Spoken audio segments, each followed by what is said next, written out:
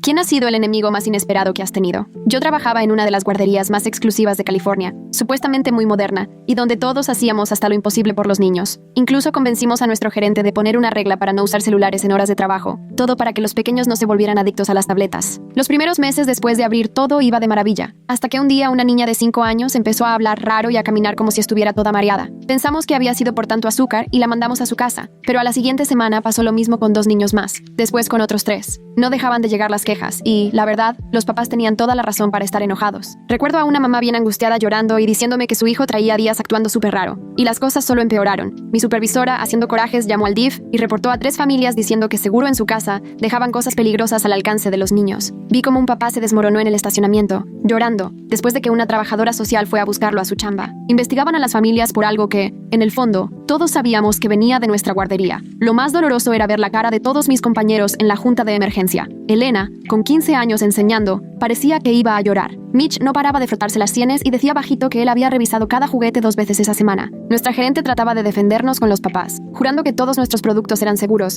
y que siempre seguíamos protocolos, pero noté que ya estaba dudando. Vinieron de salubridad, revisaron todo y no encontraron nada. Sin embargo, los casos seguían. Los niños pasaban de sentirse mareados a vomitar. Cuando llegó la policía, nuestra gerente hizo algo que no se me va a olvidar. Los convenció de que primero fueran a revisar las casas de los papás. Así logró ganarnos un poco de tiempo. Después nos citó a Jenny y a mí en su oficina. «Resuélvanlo», nos dijo furiosa. «O me encargo de que ustedes 2 se queden con toda la culpa. Las voy a poner en la lista negra de todas las guarderías». Jenny salió temblando y desde ahí nos clavamos en revisar absolutamente todo. Hasta pensamos que quizá la alfombra nueva del rincón de lectura estaba soltando algún químico raro y mandamos a analizarla. Pero nada, nos obsesionamos. Nos quedábamos hasta tardísimo buscando respuestas. ¿Sería el jabón de manos? Cambiamos de marca 3 veces. ¿El aire acondicionado? Mandamos limpiar los ductos, súper profesional. Hasta pensé que la pintura tenía plomo aunque el edificio era casi nuevo. Un día la gerente nos mandó llamar aparte, ya toda acabada. Dio vacaciones a todos menos a Jenny y a mí. «Quiero saber la verdad», nos susurró. Y me di cuenta de que ya estaba sospechando de alguien del equipo. Fue horrible saber que solo confiaba en nosotras, pero tocaba aguantar. Lo peor fue que, ya solo nosotras 2 al frente de la guardería, los casos empeoraron. 3 niños en 2 días, y uno terminó en urgencias por el ritmo cardíaco. Ahí sí supimos que no era cosa del personal. Jenny armó una tabla en Excel revisando todo lo que hacíamos, en qué salón estaban los niños, qué comieron, con quién jugaron y hasta las canciones del día, pero nada coincidía. Lo único que se repetía era que siempre pasaba en la tarde y los síntomas: mareo, dificultad al hablar, a veces náuseas. Los papás ya a diario llegaban a recoger a sus hijos. De 60 niños nos quedamos con 23 en 3 semanas. Una noche,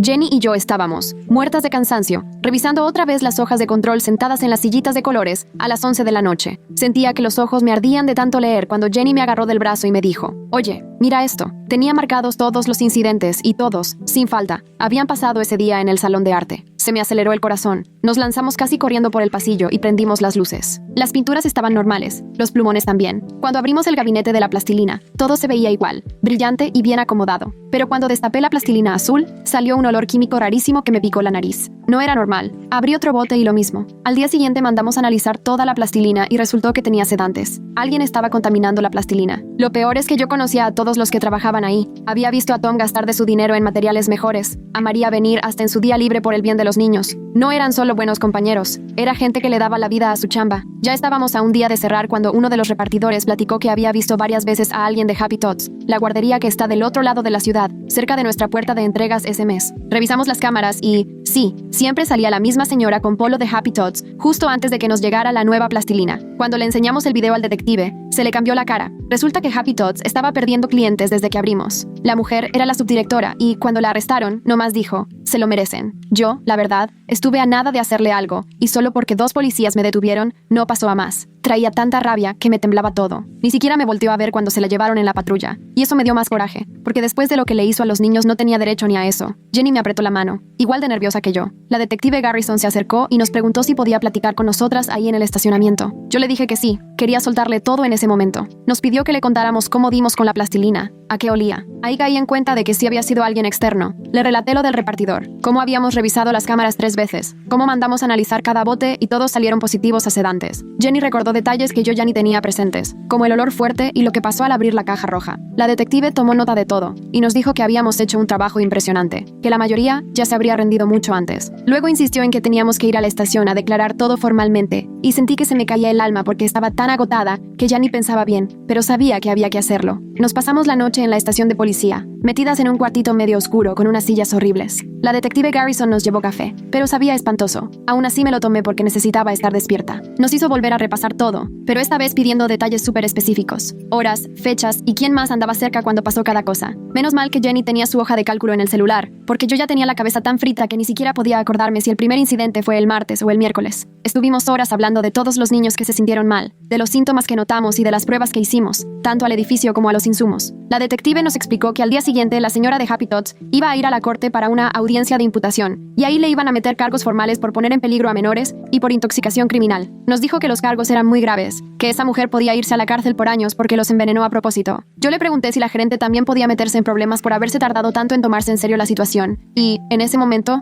la cara de la detective se puso dura. Me contestó que tal vez penalmente no, pero que si los papás querían demandar, sí podía meterse en líos civiles. Esa respuesta me dejó peor, porque significaba que la gerente igual y salía como si nada, como si no hubiera hecho nada mal. Esa noche casi no dormí, nomás me quedé viendo el techo sin poder dejar de pensar. Por un lado sentí alivio porque por fin todo se estaba aclarando, y podíamos demostrar que ni los papás, ni el edificio, ni el personal eran responsables. Pero por otro lado, me daba tantísimo coraje pensar en todos los niños que sufrieron, solo porque a una persona le importaron más sus celos de competencia que la seguridad de los niños. No podía dejar de imaginarlos, sus caritas de confusión, y las caras de los papás llenas de susto y coraje. Cuando por fin me dormí, como a las 4 de la mañana, soñé con la niña que tuvo que ir a urgencias. En el sueño su corazón latía tan rápido que se le notaba en el pecho y yo no podía ayudarla, como si mis manos no me respondieran. Desperté empapada de sudor y ya no pude dormir más, así que solo esperé a que sonara la alarma. Al día siguiente, la gerente nos citó de emergencia antes de abrir. Ya todos habían regresado de sus vacaciones forzadas, y el ambiente estaba súper tenso desde que los primeros fueron llegando. Elena se veía devastada, y Mitch no soltaba el teléfono, como buscando pretexto para irse. La gerente se plantó al frente y nos soltó que la policía arrestó a alguien de Happy Tots por andar manipulando nuestro Play-Doh, que esa persona se metía a la zona de entregas y contaminaba los botes antes de que llegaran. Lo contó como si todo se hubiera resuelto rapidísimo, y como si ella siempre hubiera tenido todo bajo control. Pero jamás mencionó cuánto tiempo duraron los incidentes, ni el hecho de que nos hizo seguir abiertos mientras los niños se enfermaban, ni las 3 familias a las que obligó a llamar al DIF. Mientras hablaba, veía las caras de los demás y podía notar que varios ya estaban atando cabos, y dándose cuenta de que su historia no cuadraba. De repente, Elena rompió en llanto ahí mismo, en medio de todos, y todos volteamos a verla. Dijo que llevaba semanas pensando que ella había hecho algo mal en su salón, que a lo mejor no cuidó bien a los niños o no lavó bien los juguetes, y que casi no dormía repasando todo lo que hacía día tras día para ver en qué pudo haberse equivocado. Su voz temblaba horrible, y entonces Mitch se paró, rojo de coraje, diciendo que justo se le acababa de prender el foco. La gerente ya sabía que el problema era grave, y aún así nos obligó a seguir trabajando y cuidando a niños que ya estaban siendo envenenados. La gerente intentó callarlo, pero Mitch siguió reclamando,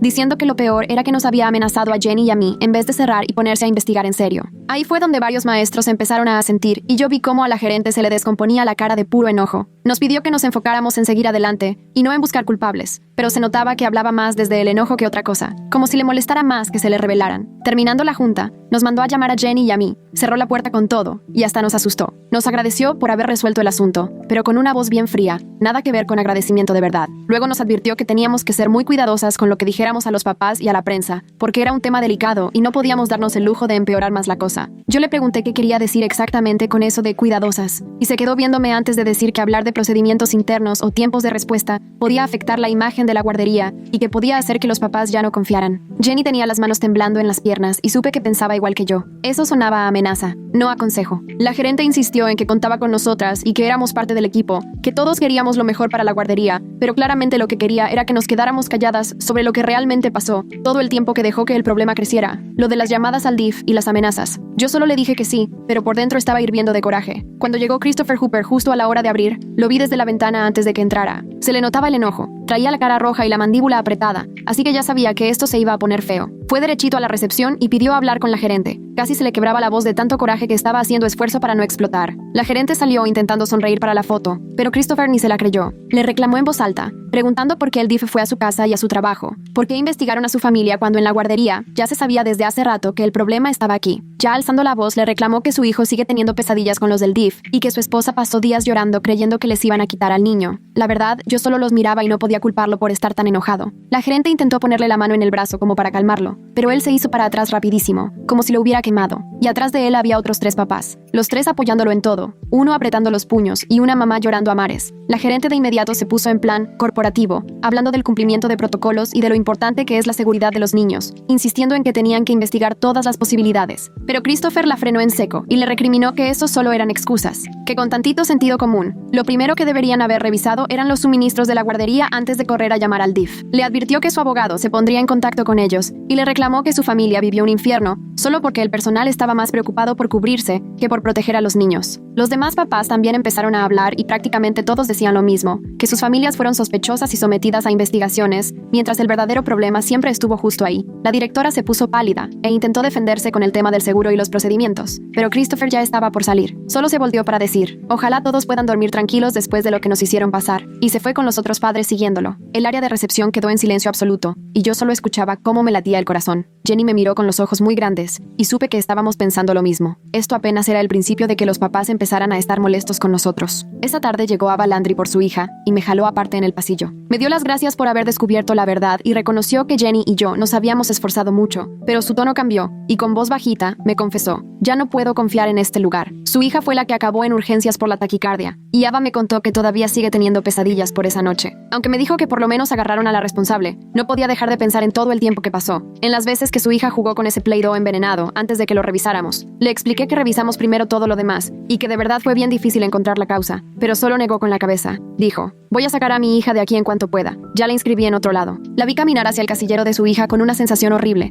como si me hubieran dado un golpe en el estómago. Hicimos todo lo que debíamos, pero para algunas familias no fue suficiente. Cuando acabó la semana, ya habíamos perdido 8 familias más, a pesar de que atrapamos a la culpable. Cada vez que un papá iba por su hijo, decía casi lo mismo. No era solo el susto del envenenamiento, era sentir que la guardería nunca tomó en serio sus preocupaciones. Un papá nos reclamó que él avisó 3 veces que su hijo salía comportándose raro, y siempre le decíamos que seguramente era algo de la casa. Otra mamá mencionó que sentía que les importaba más la imagen de la guardería que averiguar por qué se enfermaban los niños. Varias personas dijeron que quizá habrían confiado si la directora hubiera sido honesta sobre el tiempo que tardó todo y hubiera pedido disculpas, pero al contrario, actuaba como si hubiéramos resuelto todo de inmediato y hasta se daba aires de heroína. Yo tenía que sonreírles y mantener el profesionalismo, pero por dentro les daba la razón en cada cosa que decían. En menos de una semana pasamos de tener inscritos 23 niños a solo 15, y yo sabía que era cuestión de tiempo para que se siguieran yendo más. 2 días después de que se fue la última familia, me sonó el celular a la hora de la siesta y vi el nombre de la detective Garrison. Salí al pasillo y sentí el corazón en la garganta cuando me dijo que esa mañana habían liberado bajo fianza a la responsable. Me explicó que había una orden de restricción que le prohibía acercarse a 150 metros de la guardería, pero solo de imaginar que andaba libre por ahí, me daba un pavor horrible. No lograba sacarme de la mente su cara en el juzgado. Cómo no nos quería ni ver a los ojos. Y ahora estaba suelta. Garrison debió notar mi tono porque se quedó un buen rato asegurándome que la orden era muy estricta, que si se acercaba la iban a arrestar, pero igual colgué sintiéndome fatal. Busqué a Jenny en la sala de descanso. Estaba comiendo, pero al contarle la noticia, hasta se le quitó el hambre. Nos quedamos ahí, en silencio, tratando de digerir todo cuando de pronto entró un señor trajeado con portafolio y portapapeles. Apenas nuestra directora salió de la oficina y vio su identificación, se puso más blanca que el papel. Él se presentó. Soy Cooper Stewart, de la Junta Estatal de Licencias.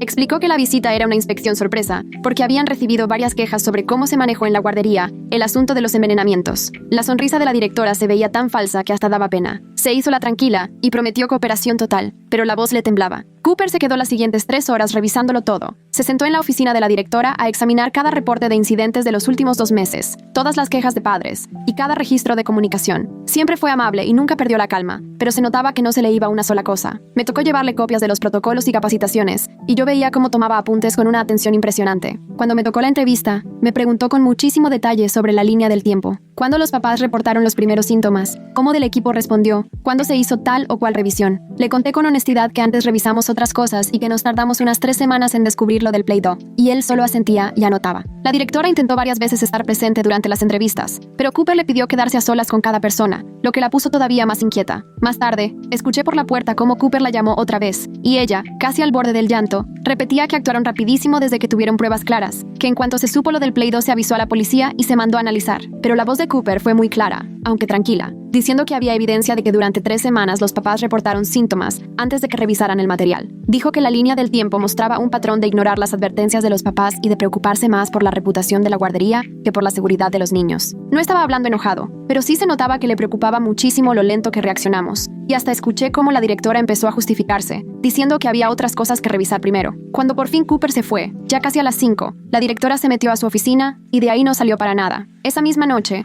mi celular vibró con un mensaje de Jenny diciendo diciéndome que le daba miedo perder su trabajo. Me contó que la directora había estado súper fría con nosotras desde el arresto, que casi ni nos volteaba a ver y, obvio, ya ni las gracias nos daba por haber resuelto el caso. Jenny pensaba que la directora sentía que todo era culpa nuestra por lo de la investigación de licencias, como si por no decir nada de esto hubiera pasado. Yo le contesté que habíamos hecho lo correcto, pero mientras le escribía me temblaban las manos porque, la neta, yo también estaba muerta de miedo por lo mismo. Esa noche no pude dormir. Me quedé acostada viendo el techo y pensando lo retorcido que estaba todo. Nosotras descubrimos que estaba enfermando a los niños. Atrapamos a la responsable y probablemente evitamos que pasara algo mucho peor, pero aún así parecía que nos estaban castigando. La gerente cuidó primero el negocio, antes que a los niños. Dejó que el problema siguiera semanas solo para que no se armara un escándalo, y ahora nos veía a Jenny y a mí como si fuéramos las culpables por haber contado la verdad. No podía dejar de pensar en las familias que investigó el DIF, en la niña que terminó en el hospital, en los papás que sacaron a sus hijos porque ya no confiaban en nosotros, y me preguntaba si la gerente por lo menos perdió el sueño por todo esto. La semana siguiente estaba ayudando a preparar el salón de arte cuando oí voces por la entrada. Salí y vi a un tipo con cámara y gafete de prensa hablando con nuestra gerente. Se presentó como Ronan Félix del canal local, que quería entrevistar al personal sobre el caso de los envenenamientos. La cara de nuestra gerente se puso durísima y le soltó que no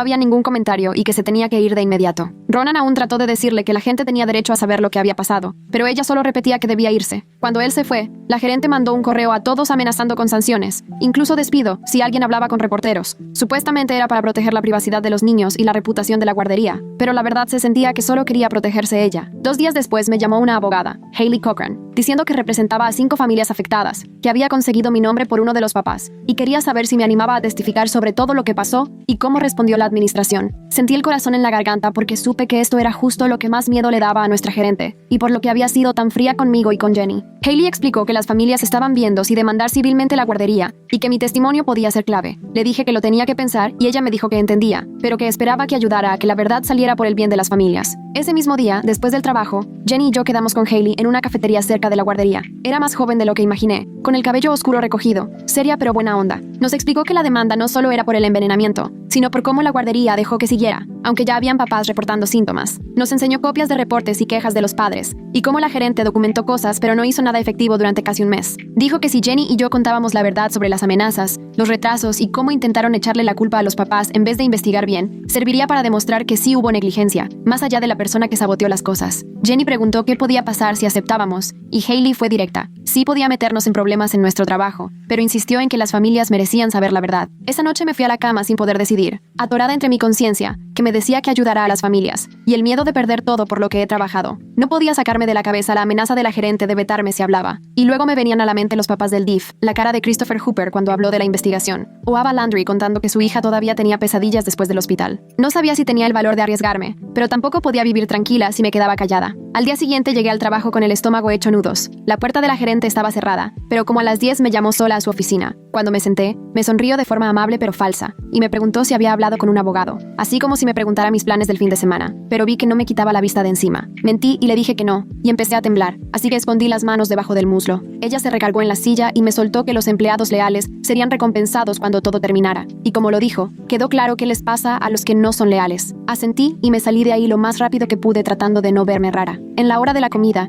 Jenny me escribió diciendo que necesitaba hablar. Nos vimos otra vez en la cafetería y traía la misma cara de estrés que yo. Me contó que la gerente la había llamado igual, con el mismo discurso, buena onda, pero amenazante. Nos quedamos ahí tomando café frío, dando vueltas a qué hacer. Jenny no dejaba de repetir lo de los papás que investigó el DIF y cómo todo se les descompuso por culpa de la negligencia de la gerente. 2 días después, la detective Garrison me marcó al celular para ver si podía ir a una entrevista más sobre el caso penal. Pedí el día en el trabajo diciendo que estaba enfermo y me lancé a la estación, donde me pidió que volviera a contarle todo paso por paso. Durante la plática, me mencionó que el fiscal no solo buscaba levantar cargos contra la saboteadora, sino que también podrían irse contra Happy Tots Daycare por no haber supervisado bien a sus empleados. Le pregunté si cabía la posibilidad de que nuestra gerente tuviera broncas legales por no haber actuado a tiempo, y la detective Garrison me contestó que en temas penales no, pero que en una demanda civil sí podría pasar. Luego se inclinó un poco hacia mí y me dijo, off the record, que ya había visto casos parecidos, donde la dirección se deshacía de quien reportaba los problemas, y que tuviera cuidado. Al poco tiempo salió el informe de la Junta Estatal de Licencias. Decía que en el centro había protocolos de respuesta muy deficientes y que no se protegió a los niños como se debía durante la investigación. No cerraron la guardería, pero quedamos bajo la lupa, con inspecciones forzosas cada mes durante un año.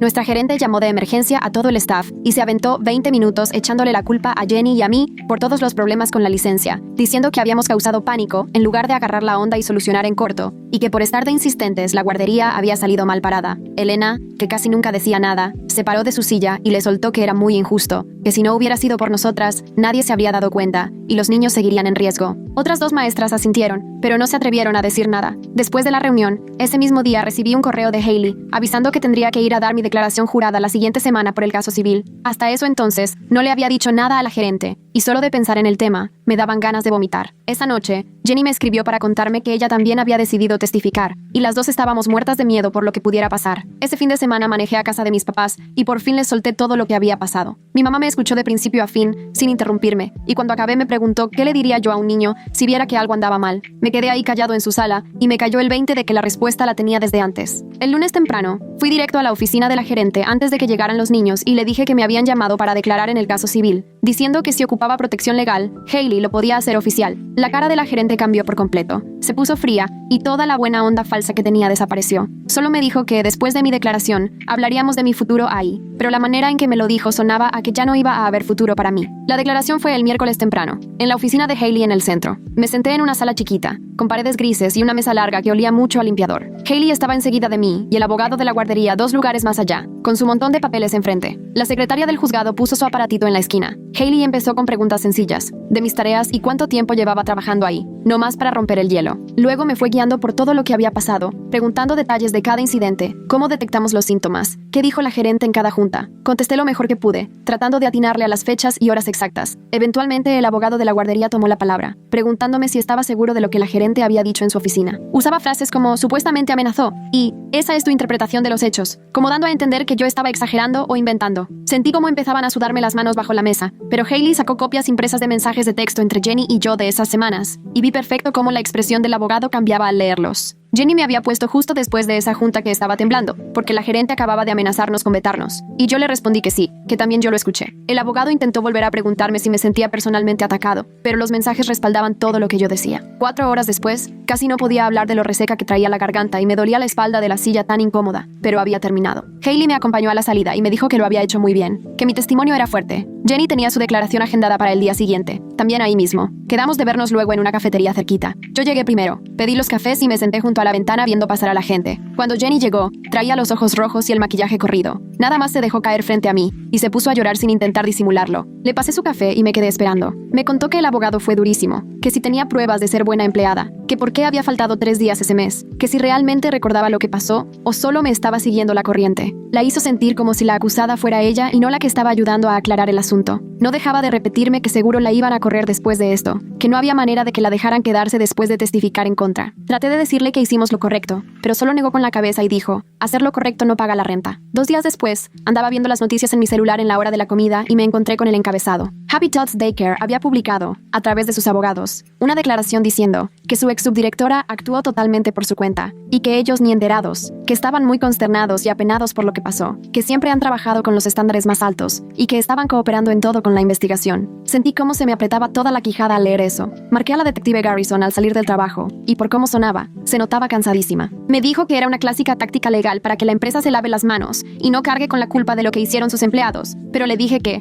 al final, si ellos no le hubieran dejado todo a ciegas a esa persona, nada hubiera pasado. Me dio la razón, pero aclaró que comprobar negligencia empresarial es mucho más difícil que probar la culpa de una sola persona. La frustración en su voz era igualita a la que yo traía. La audiencia preliminar de la saboteadora era para la semana siguiente. Jenny y yo pedimos el día y fuimos juntas al juzgado. Casi no hablamos en todo el camino. Me sorprendió lo pequeña que era la sala, con bancas de madera y luces fluorescentes que hacían que todo se viera deslavado. Nos sentamos hasta atrás. Cuando la pasaron por una puerta lateral, llevaba ropa común, pantalón oscuro y un suéter azul. Verla sin el uniforme naranja de la cárcel me dio un escalofrío. Se veía completamente normal, alguien que podrías ver en el súper sin siquiera voltearla a ver. Se sentó junto a su abogada en la mesa de la defensa. Nunca levantó la cabeza ni una sola vez para vernos. Me quedé mirando la parte de atrás de su cabeza, pensando en todos los niños que se enfermaron por su culpa. Su abogada se levantó cuando el juez preguntó por la declaración y pidió que le bajaran los cargos, alegando que su clienta tenía una crisis de salud mental y que jamás buscó lastimar gravemente a nadie. Habló de su historial limpio y sus años trabajando con niños, presentándola como alguien que cometió un error enorme durante un mal momento.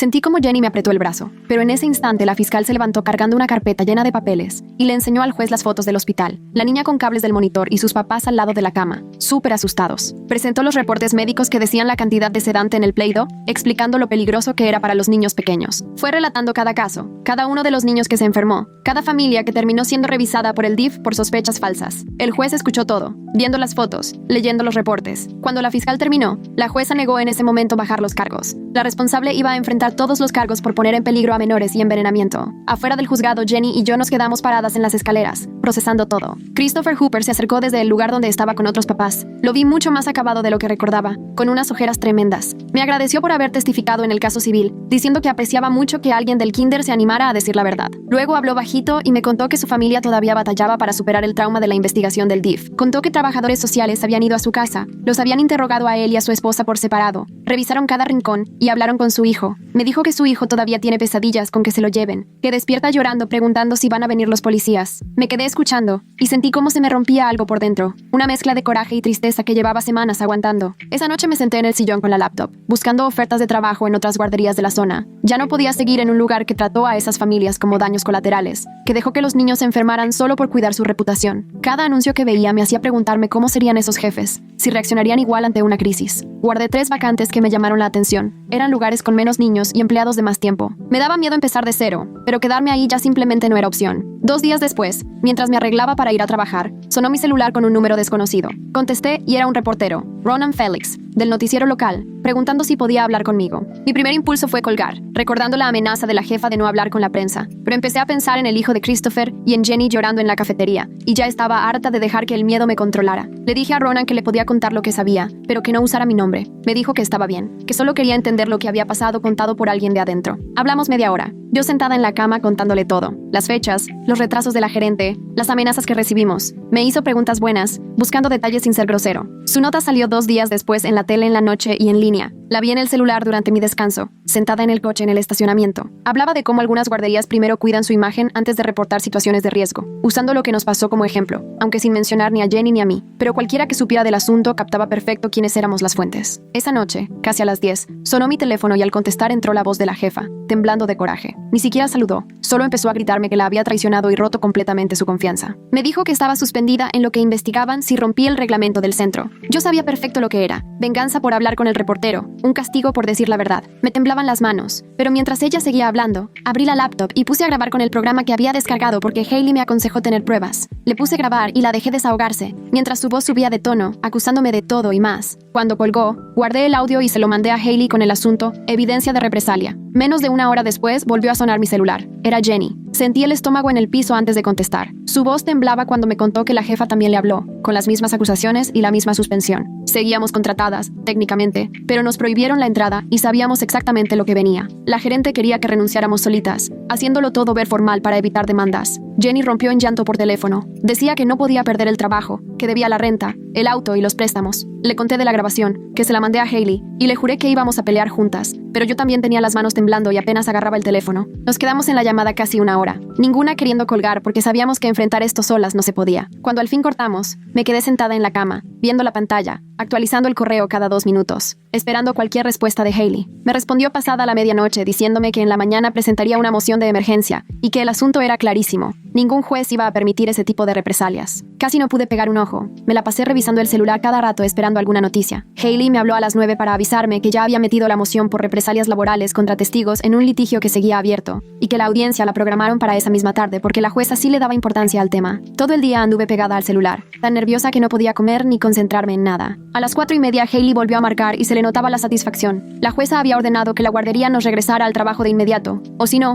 iban a enfrentar sanciones por obstrucción de la justicia e intimidación de testigos. Nuestra jefa tuvo que llamarnos directamente para decirnos que volvíamos al trabajo, y Hailey me contó que la jueza fue tajante. Si había otra represalia, se les iba a venir encima una acusación de desacato. 10 minutos después sonó mi teléfono y la voz de la gerente era más fría que nunca cuando me informó que me presentaba a trabajar desde el día siguiente. No se disculpó, no admitió nada, nada más me dio mi horario y colgó. Con Jenny pasó igual, y esa noche que hablamos las dos sentíamos alivio, pero también un miedo horrible de regresar. Volver esa mañana fue de lo más difícil que he hecho. Entré a las 7 y la jefa estaba en el pasillo hablando con otra maestra. Me vio, se dio la media vuelta y se fue sin decir palabra. La otra maestra apenas me alcanzó a sonreír, toda incómoda, y también se escapó rápido. Guardé mi comida en el refri del área de descanso, y había 2 compañeras adentro. En cuanto me vieron se quedaron calladas, agarraron sus cosas y salieron. Así fue toda la mañana. Nadie me veía a los ojos. Las conversaciones se apagaban si entraba a un cuarto, y todos parecían demasiado ocupados en lo suyo como para acercarse. Jenny llegó a las 8, y vi que le pasó igual. En el break comimos solas y casi ni hablamos, porque ni sabíamos qué decir. Pero de pronto entró Elena en su descanso. Se sentó con nosotras y nos miró a las 2. Nos dijo que para hacer lo que hicimos se necesitaba mucho valor. Contó que llevaba meses anotando sus preocupaciones sobre la dirección, escribiendo en un diario cada vez que la gerente protegía la reputación de la guardería antes que los problemas serios. Nos dijo, si algún día necesitan una testigo para lo que sea, yo las respaldo sin pensarlo. Sentí que se me llenaban los ojos de lágrimas, porque después de toda esa mañana en la que nos hicieron sentir apestadas, ahí estaba alguien que sí entendía por qué actuamos así. Elena me apretó la mano y se fue a su salón, y Jenny y yo nos quedamos viéndonos, sintiendo tantita esperanza al saber que no estábamos tan solas. Las siguientes semanas en el trabajo fueron tensas, pero poco a poco la cosa cambió. Una noche Hailey me llamó para avisarme que la demanda civil ya iba avanzando, y estaban en pláticas para negociar. La aseguradora de la guardería estaba que no los soltaba para que resolvieran rápido, porque nuestras declaraciones hacían clarísima la responsabilidad del lugar. Al final, las familias iban a recibir una compensación económica, y la guardería tendría que implementar nuevos protocolos y medidas de supervisión. La aseguradora sabe que perderían si van a juicio, me dijo, y prefieren evitar el escándalo que les traería un pleito público. Le pregunté qué iba a pasar con la gerente y Hailey contestó, pues probablemente nada penal, pero seguro que el acuerdo va a exigir cambios en la dirección. Un par de días después, la gerente me llamó a su oficina, cerró la puerta y me deslizó un papel por el escritorio. Era un acuerdo de confidencialidad. Me ofreció un pequeño aumento, como $2 más por hora, si firmaba comprometiéndome a nunca hablar de lo que pasó ahí, ni con los medios,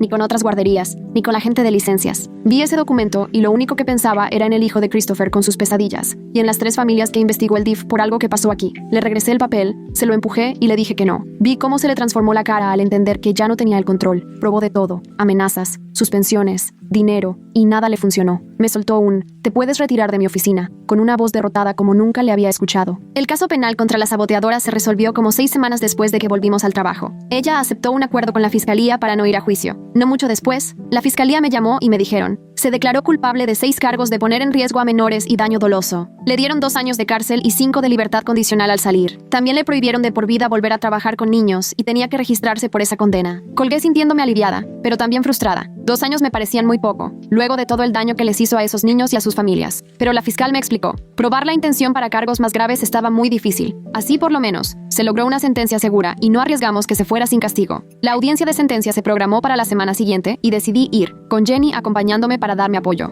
Nos sentamos hasta atrás en la sala y vimos entrar a la saboteadora con su overol naranja de cárcel. Se veía hasta más chiquita y menos intimidante de lo que me la imaginaba. Pero apenas los papás empezaron a hablar, me cayó el 20 de todo lo que había hecho. Christopher se puso de pie y contó cómo su hijo todavía se asusta si una figura de autoridad le habla, con miedo de que lo separen otra vez de su familia. Ava habló de la vez que llevaron a su hija a urgencias y de cómo después no quería ni comer nada en la guardería, llorando todos los días al dejarla. Otra mamá habló de la investigación del DIF, la trabajadora social revisando su casa, los compañeros de su esposo enterándose y el chisme corriendo. Cuando acabó de hablar el cuarto papá, medio tribunal estaba llorando, incluyendo al juez. La saboteadora nunca levantó la mirada. Al dictar la sentencia, el juez dijo, este es uno de los casos de sabotaje laboral más graves que he visto, porque las víctimas fueron niños inocentes. Sí sentí que se hizo justicia, pero no fue suficiente. Esos niños igual vivieron algo terrible, y algunas familias iban a cargar esa experiencia por siempre. Ninguna condena borra eso. El juicio civil se resolvió 3 semanas después de la sentencia. Una tarde, Hailey me llamó para avisarme que el acuerdo final ya estaba sellado. No podía compartir el monto exacto por tema de confidencialidad, pero me aseguró, es una cantidad considerable y cada familia va a recibir su compensación. Lo más importante es que el acuerdo obligaba a la guardería a cambiar sus políticas, incluyendo nuevos protocolos para manejar incidentes, auditorías externas de seguridad de manera regular y capacitación al personal sobre los requisitos de reporte obligatorio. Le pregunté si las familias se veían satisfechas y Hailey me dijo,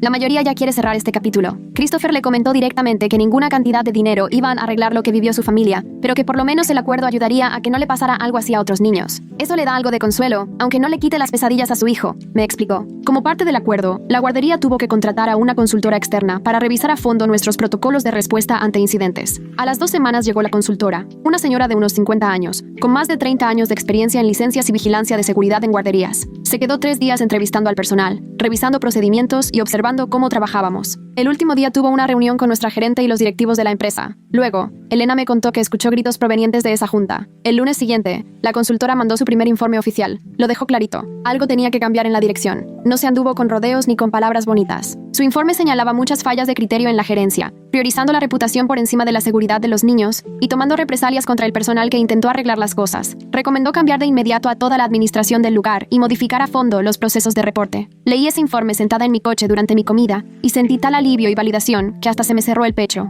2 semanas después, la gerente anunció su renuncia. Mandó el típico correo de buscar nuevos retos, pero en el fondo todos sabíamos lo que eso significaba. La vi empacar su oficina desde la ventana ese mismo día, echando diplomas y pósters motivacionales en cajas de cartón. Pasó junto a mí en el pasillo, rumbo a la salida, y ni siquiera me volteó a ver, como si no existiera. Jenny me escribió desde el salón de los pequeños para preguntar si la gerente también me había dicho adiós, y cuando le contesté que no, me respondió con 3 emojis de carita enojada. El lunes siguiente llegó la gerente interina, Hannah, una mujer como de 40 años que ya llevaba 2 décadas manejando guarderías. Ese primer día nos reunió a todos y nos explicó claramente lo que pedía el acuerdo, sin palabras rebuscadas ni a la defensiva. Al terminar, nos pidió a Jenny y a mí que nos quedáramos. Nosotras nos sentamos en esas sillitas de plástico, mientras ella se acomodaba en una normal y nos miraba directo a los ojos. Nos dijo que había leído todo sobre el caso, incluidas nuestras declaraciones y el informe de la consultora. Nos pidió disculpas por el trato que recibimos de la administración pasada. Dijo que estuvo mal y que nunca debió pasar. Jenny rompió en llanto en ese momento y yo sentí una rara mezcla de alivio y coraje. La disculpa me ayudó, pero a la vez me hizo recordar todo lo que pasamos. Shanna nos aseguró que las cosas iban a ser distintas y que la seguridad de los niños iba a estar por encima de la reputación. La semana siguiente, Jana ascendió a Elena a maestra líder y la integró al equipo de dirección. Elena me buscó durante la colación para decirme que ella sí se iba a encargar de poner a los niños primero en esta guardería. Le creí porque en 15 años la vi quedarse hasta tarde consolando a niños asustados y hasta poner de su bolsillo para comprar materiales. Su mirada decidida me dejó claro que hablaba en serio. Días más tarde, recibí una carta de la detective Garrison. Había cerrado la investigación y quiso agradecerme especialmente por no soltar el asunto. En su nota decía que la mayoría se habría rendido cuando la dirección empezó a poner obstáculos y que gracias a mi necedad tal vez se evitó que más niños salieran lastimados. Leí su carta 3 veces sentada en la mesa de mi cocina y cada vez sentía más real que lo que hicimos sí valió la pena. Ese fin de semana, Jenny vino a mi casa y me platicó que mejor iba a dejar el cuidado infantil. Le dieron lugar en la carrera de enfermería para el otoño y me confesó que esto le dejó claro que quería ayudar a las personas, pero en un área con reglas claras y mejor protección para los que alzan la voz. Me dolió perderla como compañera, pero me llenó de orgullo que eligiera lo mejor para ella. Cuando se fue, me quedé horas pensando en qué quería para mí. Hay días que adoro trabajar con niños y siento que hago diferencia en su vida. Otros días me pesa ver cómo el sistema les falló y recordar cómo casi nos quedamos calladas por miedo a las amenazas de la gerencia. A veces me despierto en la noche reviviendo esas semanas en que los niños se enfermaban y nadie sabía por qué. La culpa por no haberlo resuelto antes me aprieta el pecho. 3 meses después del acuerdo, Ava Landry llamó para ver si podía llevar a su hija a conocer de nuevo la guardería. Las recibí un sábado por la mañana, temblando mientras abría la puerta. Ava recorrió todos los salones haciendo preguntas sobre protocolos y seguridad. Su hija no le soltó la mano y solo se asomaba sin decir palabra. Al final, Ava me dijo que había oído de los cambios y quería darnos otra oportunidad. Me contó que ver a la nueva administración y los nuevos sistemas de seguridad le hacía sentir que sí aprendimos la lección. Ese voto de confianza me significó todo. Me hizo pensar que quizá sí podemos volver a ganarnos la confianza de las familias que lastimamos. La familia de Christopher Hooper no regresó, pero él me mandó un mensaje por el portal de padres de la guardería. No te culpo a ti personalmente y espero que sigas luchando por los niños. Dijo que su hijo iba mejor en terapia, aunque aún batallaba para confiar en figuras de autoridad. Al leerlo sentí que se me llenaban los ojos de lágrimas, pero me aguanté hasta llegar a mi casa. 6 meses después del acuerdo, Cooper Stewart volvió para otra inspección. Estuve toda la mañana revisando los reportes de incidentes y observando cómo se llevaban a cabo las clases, y luego tuve una charla con Jana en su oficina. Cuando me estaba yendo, Jana me llamó y me avisó que ya nos habían levantado la sanción. Cooper le había comentado que ahora éramos el ejemplo de cómo debe responder un centro cuando se trata de temas de seguridad. Sentí una mezcla rara de orgullo y coraje, porque tuvo que ocurrir una crisis tan fuerte y estar a punto de cerrar para que finalmente pasara algo así. Esa misma semana me enteré por el grupo de cuidadoras que Happy Tots cerró para siempre. Perdieron casi todos los alumnos en cuanto se supo sobre el arresto, y varias familias les metieron demandas. La verdad, sí sentí cierto alivio de saber que su propia envidia fue lo que destruyó su negocio, no nosotros. Quisieron desquitarse y acabaron afectando a niños inocentes, y al final el karma les salió caro. Durante las primeras semanas, ya que todo se tranquilizó, todavía me despertaba como a las 3 de la mañana. Solo me quedaba viendo el techo y recordando esas 3 semanas en las que los niños se intoxicaron y no dábamos con la causa. Repasaba cada detalle en mi cabeza, pensando si acaso hubiera revisado el gabinete del Play-Doh el día 5 en vez de hasta el 21. ¿Habría evitado que más niños salieran lastimados? Me pesaba la culpa, aunque todos me decían que hice lo correcto. Más o menos al mes. Por fin pude volver a dormir bien, aunque de vez en cuando aún me despertaba de la nada pensando en esa niña que terminó en urgencias. Hay cosas que uno ya trae en la mochila para siempre, y creo que esta será una de ellas. 2 meses después del acuerdo, los papás empezaron a llamar de nuevo para preguntar si había lugares disponibles. Se corrió el rumor en la comunidad de que habíamos hecho un buen cambio en seguridad y en el manejo, y en poco tiempo pasamos de 23 niños a 30. Para el 4.º mes ya teníamos 45 inscritos y hasta lista de espera. Los papás me decían en la puerta que ahora sí sentían confianza para dejar a sus hijos aquí, que sabían que les íbamos a hacer caso si veían algo sospechoso. Una mamá me contó que justo nos había elegido por la manera en que supimos manejar la crisis cuando dimos con el problema. Esos comentarios me llenaron mucho, especialmente después de ver cómo las familias salieron huyendo espantadas meses antes. Como a los 5 meses de haber llegado, la gerente interina me citó a su oficina un martes en la mañana. Acababan de darle el puesto de directora definitiva la semana anterior, y pensé que quería hablarme de mi horario o algo así, pero en realidad me ofreció el puesto de subdirectora, con muy buen aumento y toda la autoridad para supervisar los protocolos de seguridad. Me quedé en shock porque había pasado tanto tiempo entre amenazas y siendo ignorada por la otra gerente, y esto se sentía como que por fin el sistema premiaba hacer lo correcto en vez de castigarlo. Acepté ahí mismo y empecé el lunes siguiente. Jenny se vino desde donde estudiaba enfermería ese fin de semana para celebrar conmigo. Nos fuimos a tomar café al lugar que está cerca de la guardería, donde solíamos relajarnos después de todas esas noches tan difíciles investigando juntas. La vi realmente contenta por mí, nada de celos ni mala vibra por haber cambiado de rumbo. Me dijo que verme pelear a pesar de todo la inspiró a defenderse más en otras cosas de su vida. Me confesó que llevaba años dejándose pisotear y que el verme insistir le ayudó a ver que ella también podía.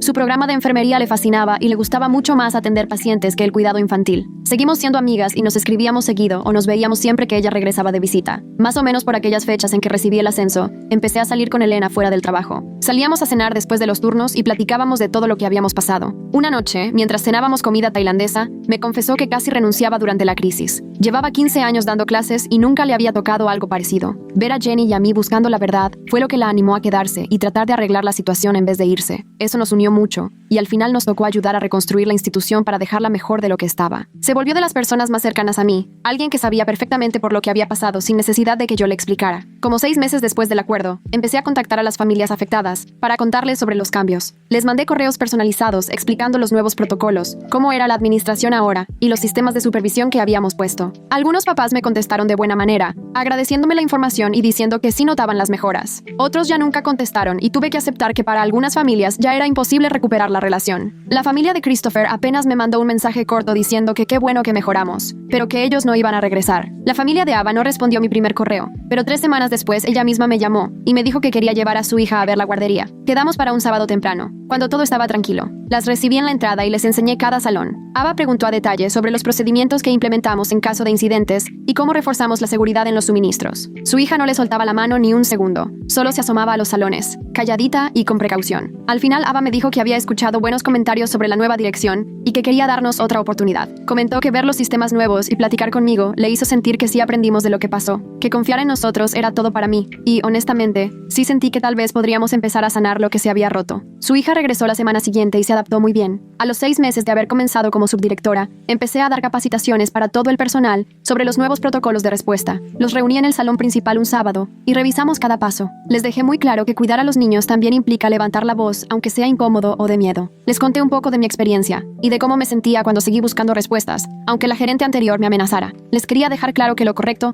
rara vez es lo más fácil, pero siempre es lo necesario. Los nuevos se quedaban sorprendidos de oír todo lo que había pasado, y los que sí vivieron la crisis solo asentían, recordando. Insistí mucho en que ahora había sistemas para proteger a quien quiere hacer lo correcto, y que la dirección siempre los iba a respaldar, no a perjudicarlos. Por esas fechas empecé a ser voluntaria en una organización estatal encargada de crear regulaciones para el cuidado infantil. Se habían enterado de lo que nos pasó y me invitaron a formar parte del comité de seguridad. Iba cada mes a las reuniones donde revisábamos propuestas de nuevas reglas y debatíamos los retos para hacerlas realidad. Yo no quitaba el dedo del renglón en que era vital proteger a quienes se atreven a denunciar irregularidades, además de exigir respuestas rápidas cuando hay quejas relacionadas con la seguridad. Compartí mi experiencia para explicar por qué los retrasos pueden dañar tanto a los niños y por qué el personal necesita protección legal para atreverse a hablar sin miedo. Fue ahí que me di cuenta de que la defensa activa de la seguridad de la infancia era lo mío. Sentí que de verdad podía aportar a moldear políticas que protegieran a niños de todo el estado, no solo a los de nuestra guardería. Ese trabajo significaba tanto para mí que todo el dolor y miedo vivido durante la crisis comenzó a tener sentido. Un año después del arresto, iba saliendo del súper cuando escuché que alguien gritaba mi nombre. Volteé y era el repartidor que fue el primero en notar a la saboteadora cerca del área de entregas. Se veía mayor de lo que lo recordaba, quizá más por el cansancio del trabajo.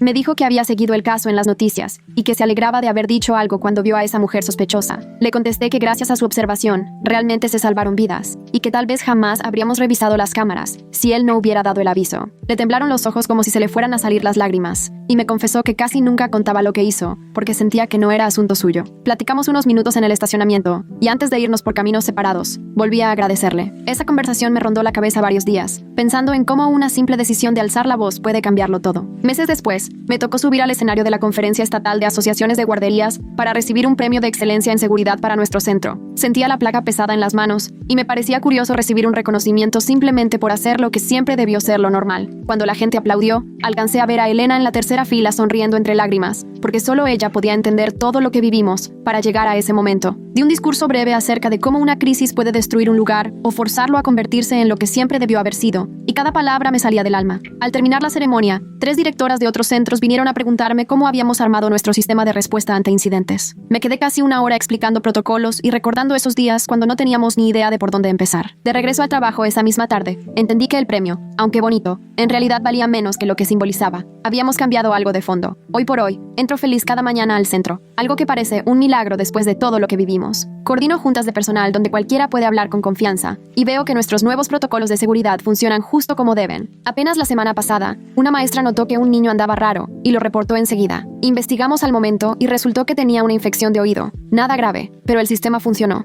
Hay familias que jamás volvieron y pienso seguido en ellas, preguntándome si esos niños aún sufren pesadillas o les cuesta confiar después de lo que pasó aquí. Pero quienes sí regresaron me dicen que ahora se sienten más tranquilos que antes, y las nuevas familias que nos escogieron por la reputación de seguridad me recuerdan a diario que valió la pena luchar. Sí, llevo a cuestas la ausencia de esas familias que se fueron, y probablemente siempre será así, pero también me queda la satisfacción de saber que ayudé a construir algo real, que cuida a los niños y no solo lo aparenta. Las cicatrices de todo eso no se borran, pero tampoco el cambio que logramos. Cada tarde, cuando veo a los niños jugar seguros en el salón de arte, recuerdo por qué fue tan necesario hablar, incluso cuando parecía imposible. Y así cerramos por hoy. A mí me gusta cuando las historias dejan algo que realmente te llevas contigo. Si esta lo consiguió, me alegra que hayas llegado hasta el final.